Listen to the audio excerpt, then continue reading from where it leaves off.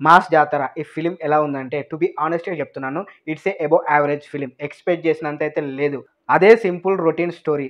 ఒక విలన్ ఉంటాడు ఒక ఊర్లో. ఆయన గాంజా బిజినెస్ చేస్తాడు. ఒక స్టేట్ నుంచి ఇంకో స్టేట్‌కి తరలిస్తా ఉంటాడు. ఇది బేసిక్ ప్లాట్. దీన్ని ఆపడానికి ఒక రైల్వే ఎస్ఐ వస్తాడు. ఇదొక్కటే కొత్త పాయింట్. ఫస్ట్ హాఫ్ అయితే చాలా ఫ్లాట్‌గా ఎళ్తది. మధ్య మధ్యలో రాజేంద్ర ప్రసాద్ గారి కామెడీ సీన్స్ వర్కౌట్ అయినాయి. అండ్ రాజేంద్ర ప్రసాద్ గారికి క్లైమాక్స్‌లో ఒక మంచి ఎలివేషన్ ఇచ్చారు డైరెక్టర్ గారు. అది అనిపించింది. అండ్ శ్రీలీల గారి క్యారెక్టర్ కూడా ఓకే. ఆమె క్యారెక్టర్ నుంచి కూడా కొన్ని ఫన్ జనరేట్ చేశాడు. బట్ అయి అంతగా నవ్వు రాలేదు నాకైతే. అండ్ ఆమెకు కూడా ఒక ఎమోషనల్ పాయింట్ అయితే ఇచ్చారు ప్రీ క్లైమాక్స్ ముందల. ఈ సినిమాలో రవితేజ గారి లుక్ అయితే నాకు బాగా నచ్చింది. అండ్ బాగా చూపించారు డైరెక్టర్ గారు ఆయనని. ఇక విలన్ విషయానికొస్తే నవీన్ చంద్ర గారు బాగానే పర్ఫార్మెన్స్ చేశారు. అండ్ తారక్ పొన్నప్ప గారు కూడా ఉన్నారు ఈ మూవీలో. ఆయన క్లైమాక్స్‌లో వస్తారు. ఆ క్లైమాక్స్ 5 మినిట్స్‌లో కూడా ఆయన యాక్టింగ్ నెక్స్ట్ లెవెల్ అనిపించింది నాకు.